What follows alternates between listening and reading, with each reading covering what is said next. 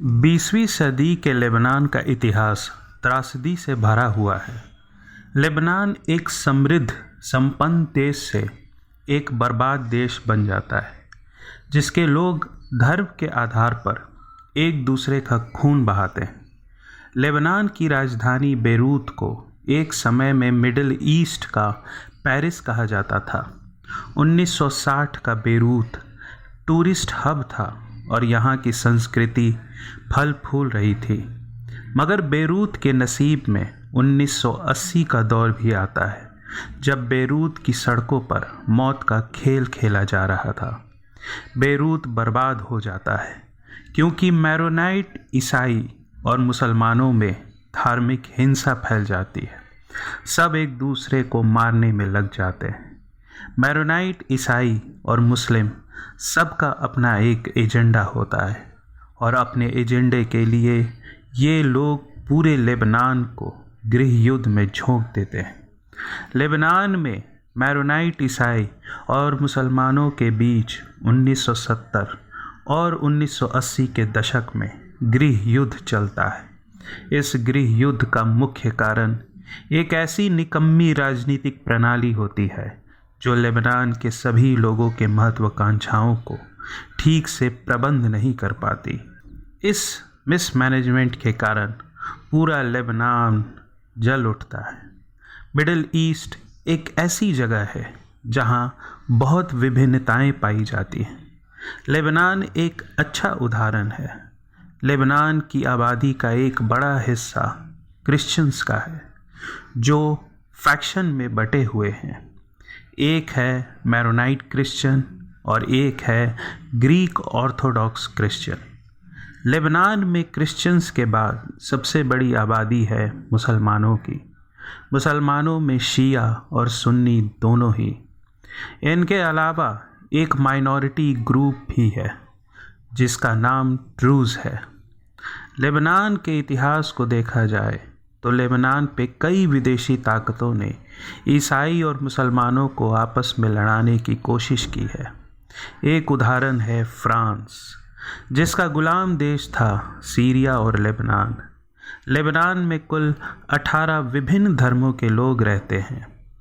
1932 में लेबनान में एक सेंसस होता है और इस सेंसस की रिपोर्ट से पता चलता है कि लेबनान में क्रिश्चियंस की जनसंख्या लगभग 51% है। 1943 में एक समझौता होता है। ईसाई और मुस्लिम आपसी समझ में एक समझौता करते हैं। अब से लेबनान का राष्ट्रपति और आर्म फोर्सेस का हेड केवल मैरोनाइट क्रिश्चियन ही होगा। लेबनान का प्रधानमंत्री एक सुन्नी मुसलमान होगा। पार्लियामेंट का स्पीकर शिया मुस्लिम होगा। डिप्टी स्पीकर ऑफ पार्लियामेंट और डिप्टी प्राइम मिनिस्टर एक ग्रीक ऑर्थोडॉक्स क्रिश्चियन होगा। Chief of general staff of arm forces एक ड्रूज होगा। पार्लियामेंट में हमेशा एक रेशियो बना रहेगा 6:5 का, जिसमें 6 क्रिश्चियंस होंगे तो 5 मुसलमान। इस समझौते के कारण लेबनान में शांति बनी रही, मगर ये समझौता 1932 के सेंसस पर आधारित था। इसका मतलब यह हुआ कि अगर मुसलमानों की आबादी बढ़ जाए तो शांति भंग भी हो सकती थी। ठीक ऐसा ही होता है। 1943 में लेबनान को फ्रांस से आज़ादी मिल जाती है। थोड़े ही सालों बाद लेबनान के पड़ोस में इज़राइल देश की स्थापना भी हो जाती है। इज़राइल के बनने का नतीजा यह होता है कि करीब 1 लाख फ़िलिस्तीनियों को अपना देश छोड़कर लेबनान में शरण लेना पड़ता है।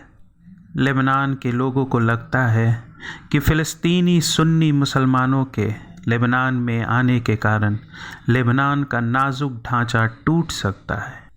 इसलिए फ़िलिस्तीनियों को शहर और समाज में मिलने से रोका गया और उन्हें दूर रखा गया। 1952 में मैरोनाइट क्रिश्चियन कमाइल शैमोन लेबनान के राष्ट्रपति बनते हैं। शैमोन को यूनाइटेड स्टेट्स का पूरा समर्थन हासिल होता है। उसी समय इजिप्ट में एक लोकप्रिय नेता अरबों का नेतृत्व कर रहे होते हैं। इनका नाम है अब्दुल नसीर। ये समाजवादी नेता होते हैं। यह दौर है अरब एकता का दौर। लेबनान के ड्रूज़ और मुसलमानों में असंतोष बढ़ रहा है। ये लोग अरब एकता के पैरवीकार हैं। इनके असंतोष का एक कारण ये भी है कि इन्हें महसूस हो रहा है कि ये अंडर रिप्रेजेंटेटेड हैं। इनके पास शक्ति क्रिश्चियंस के मुकाबले बहुत कम है। मई 1957 में अरब प्रोटेस्ट करते हैं। राष्ट्रपति शैमोन की सेना प्रोटेस्टर्स पर गोलियां चलाती हैं। करीब 7 लोग मारे जाते हैं और सैकड़ों घायल हो जाते हैं। अब गुस्सा उबलने लगा है। आने वाले महीनों में शैमोन के कई समर्थक पार्लियामेंट के इलेक्शन में जीत जाते हैं। इस इलेक्शन को अपोजिशन वाले भ्रष्ट कहते हैं, फ्रॉड होने का आरोप लगाते हैं। अब्दुल नसीर अमेरिकी समर्थन वाली सरकार के खिलाफ जन आक्रोश को भांप लेते हैं और समाजवाद को आगे बढ़ाते हैं। अब्दुल नसीर अमेरिकी समर्थन वाली सरकार के खिलाफ जन आक्रोश को भांप लेते हैं और समाजवाद को आगे बढ़ाते हैं। नसीर शैमोन के अपोजिशन में खड़े लोगों का समर्थन करते हैं। अगले साल इजिप्ट और सीरिया मिलकर यूनाइटेड अरब रिपब्लिक बनाते हैं। लेबनान में नसीर की लोकप्रियता बहुत बढ़ जाती है। 1958 में एक न्यूज़पेपर एडिटर जो शैमोन का बहुत बड़ा आलोचक होता है, उसे मार डाला जाता है। पूरे लेबनान में सरकार विरोधी, अमेरिकी विरोधी दंगे भड़क उठते हैं। सीरिया अलगाववादियों को तैयार करना शुरू करता है। बहुत सारे देश नसीर पर इल्ज़ाम भी लगाते हैं कि उन्होंने ही अलगाववाद को बढ़ावा दिया था। राष्ट्रपति शैमोन अमेरिका से मदद मांगते हैं। राष्ट्रपति आइजनहावर लेबनान की दोस्ती खोने नहीं देना चाहते थे। सोवियत रूस भी लेबनान में सक्रिय था। यूएस मरीन्स लेबनान में भेजे जाते हैं। 1958 में शहाब लेबनान के राष्ट्रपति बनते हैं। लेबनान में थोड़ी शांति लौटती है। लेबनान की लड़ाई को ऐसे समझा जा सकता है कि लेबनान में क्रिश्चियंस और मुस्लिम की लड़ाई है और एक तरफ पूंजीवाद और समाजवाद की भी लड़ाई है। 1 दशक तक लेबनान में शांति बनी रहती है।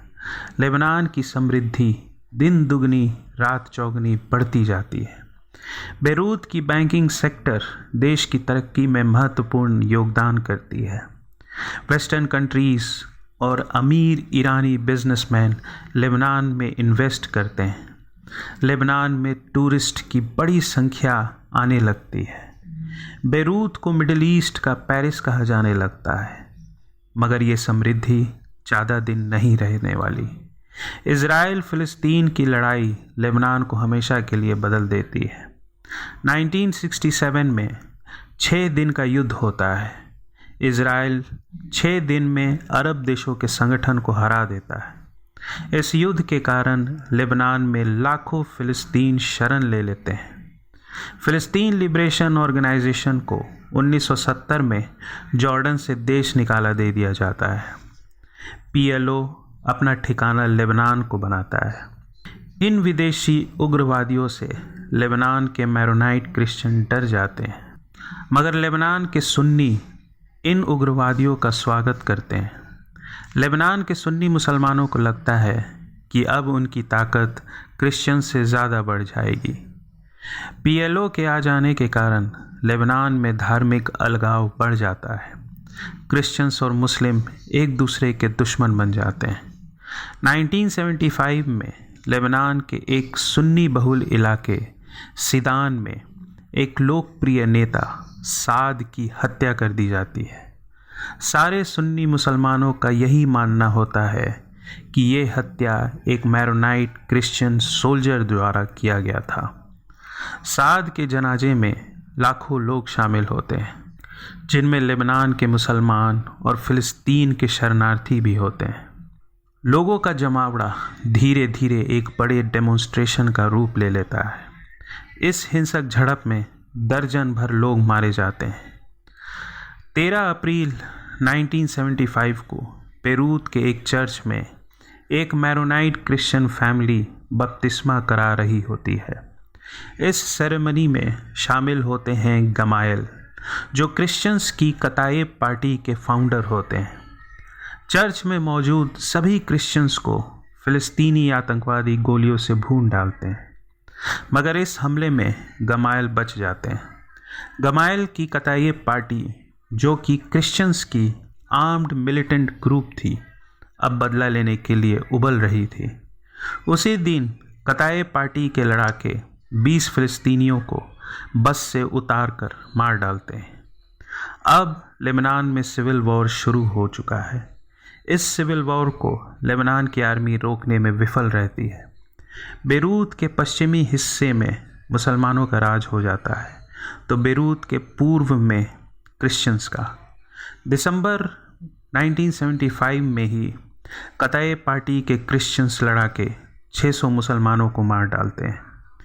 इस दिन को ब्लैक सैटरडे के नाम से भी जाना जाता है। आने वाले दिनों में ऐसे कई नरसंहार लेबनान को उजाड़ देते हैं। कताए पार्टी के क्रिश्चियंस लड़ाके करांतीना में बसे लगभग 1000 फिलिस्तीनी मुसलमानों को मार डालते हैं। जवाबी कार्रवाई में फिलिस्तीन लिबरेशन ऑर्गेनाइजेशन के आतंकवादी सैकड़ों क्रिश्चियंस को मार डालते हैं। लेबनान, जो एक समय में कितना समृद्ध था, अब वो पूरी तरह से बर्बाद हो चुका है। मगर ये बर्बादी भी ज़्यादा दिन नहीं रहने वाली। 1990 में अंततः लेबनान का गृह युद्ध खत्म होता है और लेबनान में फिर से शांति लौट आती है। दोस्तों, इस वीडियो में बस इतना ही। अगर आपको ये वीडियो पसंद आया तो प्लीज़ चैनल को सब्सक्राइब करना ना भूलें। बहुत बहुत धन्यवाद।